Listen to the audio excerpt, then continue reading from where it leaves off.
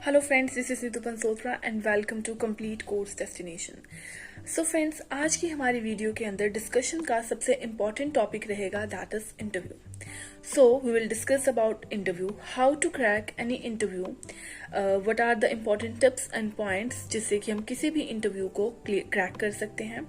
So as we all are in teaching profession, so teaching profession के अंदर interviews का क्या इम्पोर्टेंस है और हमें किस तरह से अपने आप को किसी के सामने प्रेजेंट करना है ताकि हम किसी भी इंटरव्यू को अच्छी तरह से क्लियर कर सकें। So as friends, KVS PRT का रिजल्ट डिक्लेयर हो चुका है। KVS PRT की इंटरव्यूज की डेट आ चुकी हैं। सो काफ़ी सारे कैंडिडेट उनकी प्रेपरेशन कर रहे होंगे। सो मैं एक बहुत ही थोड़े से समय के अंदर आपको कुछ टिप्स बताऊंगी जिससे कि आप अपनी इंटरव्यू को क्रैक कर सकते हैं, आप इफेक्टिवली खुद को किसी के सामने प्रेजेंट कर सकते हैं। And along with the KVS students, जैसे कि कुछ टीचर्स आर्मी पब्लिक स्कूल के अंदर जो है जॉब करने के लिए इंटरव्यूज देते हैं। सो फरवरी एंड मार्च का मंथ आने वाला है। इन फेब एंड मार्च हमारे CSB इंटरव्यूज होते हैं। सो फेब मार्च के अंदर जो CSB इंटरव्यूज होने वाले हैं आर्मी पब्लिक स्कूल्स के अंदर, किस तरह से आप उनकी इंटरव्यूज को क्रैक कर सकते हैं। हमारी पैनल इंटरव्यूज होती हैं, किस तरह से हम अपनी पैनल इंटरव्यू को एकदम आराम से क्रैक कर सकते हैं, ये टिप्स आपको मैं भी बताने वाली हूँ। सो पहले तो गाइज, अगर मैं आर्मी पब्लिक स्कूल की बात करूँ, सो आर्मी पब्लिक स्कूल के अंदर दो टाइप की वैकेंसीज रहती हैं, एक एडहोक और एक होती है CSB कॉन्ट्रैक्चुअल। अगर हम एडहोक की बात करें तो ये 1 साल की हमारी वैकेंसी होती, 1 साल की हमारा टेन्योर होता है। और इस 1 साल की जो टेन्योर होता है ये from the beginning of the session to the end of the session. और अगर मान लो इन बिटवीन आपको सेशन में भी अगर जॉब मिल जाती है एडहोक बेस पे, तो वो भी 1 साल मतलब 1 सेशन के कंप्लीट होने तक ही रहेगा। सो और जो CSB कॉन्ट्रैक्चुअल है वो हमारी फेब मार्च के अंदर होती हैं और वो पूरी 3 साल का एक कॉन्ट्रैक्ट मिलता है हमें। अगर हम सैलरी डिफरेंस की बात करें तो एडहोक और CSB दोनों के अंदर सैलरी डिफरेंस भी है। अगर हम CSB की बात करें तो इसकी सैलरी ऑलमोस्ट 40 to 45,000 रहती है। और अगर एडहोक की बात करें तो एडहोक की सैलरी 30 to 32,000 रहती है। सो अब मैं आपको टिप्स बताने वाली हूँ कि किस तरह से आप अपनी इंटरव्यूज को क्रैक कर सकते हैं। So first of all, as we all are in teaching profession, so along with हमारी नॉलेज, हम देखा जाता है कि किस तरह से हम अपनी नॉलेज को किसी के सामने प्रेजेंट कर सकते हैं। सो एज हम सभी टीचर्स हैं, सो टीचर्स से ये एक्सपेक्टेशन करना तो कुछ गलत नहीं है कि हमारे अंदर कॉन्फिडेंस होना चाहिए।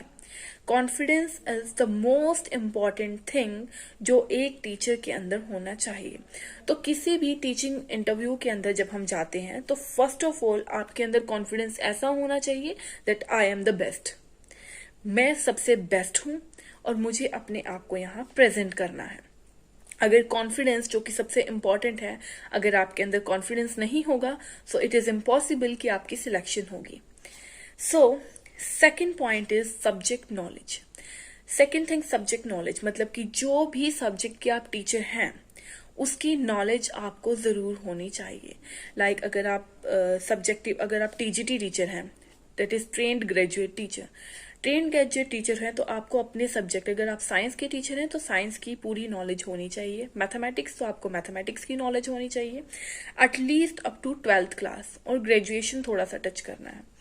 और अगर आप एक प्राइमरी टीचर हैं PRT, तो PRT में आपको 10th तक की सब्जेक्टिव नॉलेज तो होनी ही चाहिए। साथ में एज PRT की बात करें तो PRT जनरल मतलब जिसमें आपको सभी सब्जेक्ट आने चाहिए।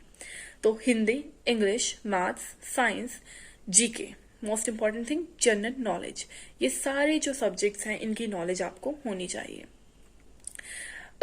Third thing is fluency. जब आप एक इंटरव्यू दे रहे हैं तो आपकी लैंग्वेज, जिस भी लैंग्वेज में आप बात कर रहे हैं वो कितनी फ्लुएंटली आप बोल पा रहे हैं। सपोज दैट इंटरव्यू लेने वालों ने आपसे क्वेश्चन पूछा हिंदी में तो आप उसका जवाब हिंदी में देंगे। अगर वो इंग्लिश में पूछ रहे हैं तो आपको जवाब इंग्लिश में देना है। और आप जिस भी लैंग्वेज में बात कर रहे हैं वो एकदम फ्लुएंट होनी चाहिए। आप अटक अटक के नहीं बोलोगे वहां पर। अगर आप अटक के बोल रहे हैं इट मीन्स दैट आपके कॉन्फिडेंस की कमी है। Fourth point is our language that I have discussed कि आपको अपनी लैंग्वेज अकॉर्डिंग टू क्वेश्चन ही डिसाइड करनी है। अगर हिंदी में क्वेश्चन पूछा जा रहा है you have to give answer in Hindi, अगर इंग्लिश में क्वेश्चन पूछा जा रहा है you have to give answer in English only.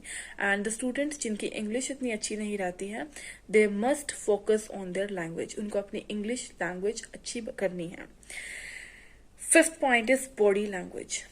जब भी आप इंटरव्यू में जाते हैं, स्पेशली एक पैनल इंटरव्यू में जा रहे हैं, तो आपको वहां पर जज करने के लिए साइकोलॉजिस्ट, काउंसलर सब बैठे होंगे। तो वो आपकी बॉडी लैंग्वेज को ही जज करेंगे कि आप कहीं नर्वस तो नहीं हैं, कहीं आप ऐसे ऐसे अपने पाँव तो नहीं हिला रहे, कहीं आप हाथ तो नहीं हिला रहे, आपकी बैठने का स्टाइल क्या है, आपके हाथ रखने का स्टाइल क्या है। सो आपकी बॉडी लैंग्वेज, आपकी बॉडी पॉस्चर्स को बिल्कुल जो है ऑब्जर्व किया जाएगा। सो आप जब भी बैठें इंटरव्यू देने एकदम स्ट्रेट कॉन्फिडेंस से और अपने हाथ इस तरह से रख के बैठिए। Sixth thing is overall personality.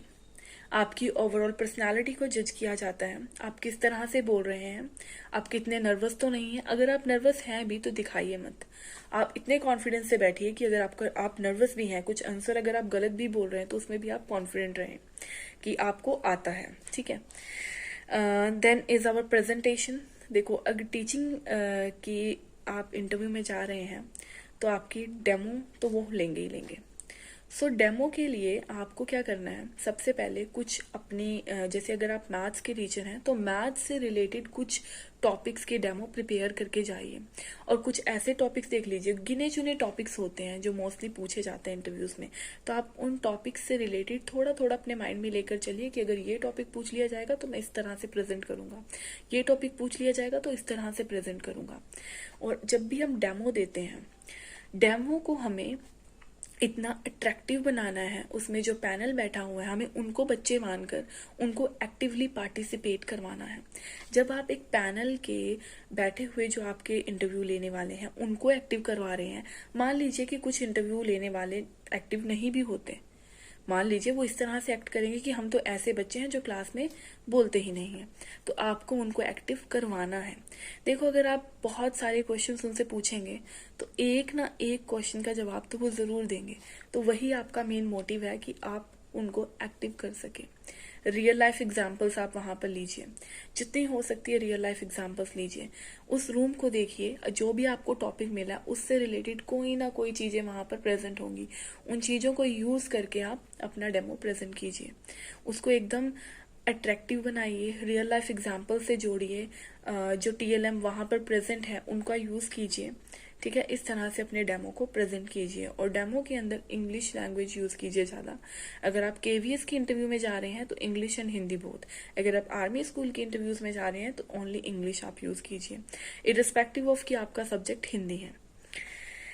Then आ जाता है sitting and standing posture that I have already discussed. You have to sit with the full confidence, just like that you have to put your hands on the lap and एकदम सीधे होकर आपको बैठना है उनके सामने। And then is positive attitude which is the most important thing. जब भी आप किसी इंटरव्यू के लिए जाएं तो कभी भी ये सोच के जाइए कि मुझे तो कुछ नहीं आता, just go with a positive attitude that you know everything, आपको सब कुछ आता है, you have to present your self in front of them. देखिए जब भी हम इंटरव्यू के अंदर जाते हैं तो हम क्या दिखाने जा रहे हैं, वहां खुद को ही प्रेजेंट करने जा रहे हैं ना। यू आर अ टीचर, आप हर रोज कितने सारे, अगर प्राइवेट स्कूल्स में भी पढ़ाते हैं तो कितने सारे बच्चों के सामने खुद को प्रेजेंट करते हैं, है ना। वहां पर आप कॉन्फिडेंट होते हैं, पर जब किसी के सामने जाते हैं तो आपका कॉन्फिडेंस एकदम लूज हो जाता है। Why it is so? जब आप खुद को प्रेजेंट करने इतनी दूर इतना पैसा वेस्ट करके जाते हैं तो you have to show your confidence there कि हाँ मुझे सब कुछ आता है, I am confident, I can present my self in front of anyone. Okay then हाँ, अगर आप आर्मी स्कूल्स की इंटरव्यूज या फिर KVS की भी इंटरव्यू में जा रहे हैं, the important thing is GK। आपको GK जो है थोड़ी बहुत आनी चाहिए। सबसे इम्पॉर्टेंट चीज कि जिस स्टेट से आप बिलोंग करते हैं उस स्टेट में रिसेंटली क्या क्या हुआ है, करंट अफेयर्स वहाँ के, ज्यादा पुराने करंट अफेयर्स करने की जरूरत नहीं है, but recent current affairs like कुछ दिनों में उस स्टेट में क्या हो रहा है या फिर पूरी इंडिया के अंदर कुछ ऐसा स्पेशल हुआ है जो आपसे पूछ सकते हैं, तो ऐसे कुछ करंट अफेयर्स आप अपने प्रिपेयर करके जाइए। सेकेंड थिंग, जब भी आप इंटरव्यू दीजिए, अगर वहां पर अपनी हॉबीज बोल रहे हैं कि आपकी क्या हॉबीज हैं, तो उन हॉबीज को बहुत ध्यान से सोच समझ के आप बोलिएगा, क्योंकि अगर आप हॉबीज इस तरह की बोल देंगे जिससे आपका दूर दूर तक कोई रिश्ता नाता नहीं है, तो उसमें से जब क्रॉस क्वेश्चनिंग हो जाएगी तो आपके लिए वो प्रॉब्लम खड़ी कर सकता है. So these are the important points that you must remember जब भी आप अपनी इंटरव्यू की तैयारी कीजिए. एंड सबसे इम्पॉर्टेंट बात कि जब आप इंटरव्यू देने जा रहे हैं, आपकी इंट्रोडक्शन इतनी अट्रैक्टिव होनी चाहिए कि उसमें से आपकी इंटरव्यू ही उसके अकॉर्डिंग चले. अपनी इंटरव्यू प्लान कीजिए अपनी इंट्रोडक्शन के अकॉर्डिंग. इंट्रोडक्शन में इतने सारे पॉइंट्स, जब भी आपको इंट्रोडक्शन स्टार्ट करनी है इस तरह से शुरू कीजिए. लाइक अगर आपकी इंटरव्यू सुबह हो रही है तो good morning dear sir and ma'am, it's my pleasure to introduce my self to you. And आगे अपनी क्वालिफिकेशंस, आपकी अचीवमेंट्स, आप कहाँ से बिलोंग करते हैं, आपकी फैमिली कैसी है, आपके पेरेंट्स क्या काम करते हैं, आप किस स्कूल से आए हैं, आप पहले कहाँ जॉब करते थे, इस तरह की चीज़ें आपको वहाँ पर बोलनी है. And the most important point is हमेशा वहाँ पर सच बोलिए. अगर आप झूठ बोलेंगे तो आपको किसी ना किसी पॉइंट से पकड़ लिया जाएगा. So these all are the important tips that you must remember जब भी आप एक इंटरव्यू देने जाएं.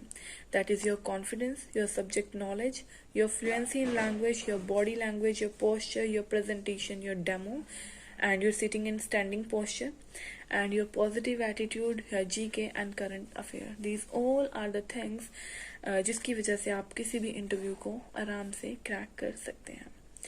सो गाइस, अगर आपको कोई भी क्वेश्चन पूछना होगा, you can just comment under this video. Thank you.